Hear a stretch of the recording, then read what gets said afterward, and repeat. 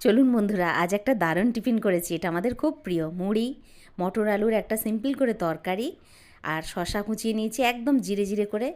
আমার তো খুব ভালো লাগে এরমভাবে খেতে। আপনাদের কেমন লাগে একটু বলবেন। আর একটু চাট মশলা ছড়িয়ে দেবো। চাট মশলা দিলে কিন্তু মুড়ির স্বাদটা বেশ ভালো লাগে। এই ধরনের একটা চাট তৈরি হয়ে যায়।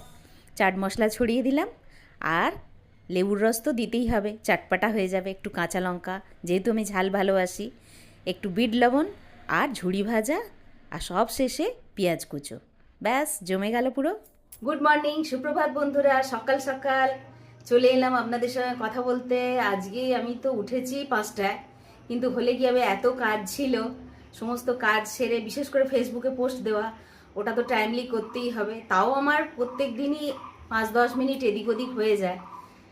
তবু ওটা আগে দিলাম, দিয়ে আবার কিছুক্ষণ অনলাইন থাকতে হয়, সেটা একটু লাইক কমেন্ট করে তারপর এবার ব্রেকফাস্ট নিয়ে বসেছি। আর ব্রেকফাস্টটা তো আগেই দেখিয়েছি, এটা আমাদের খুব প্রিয়।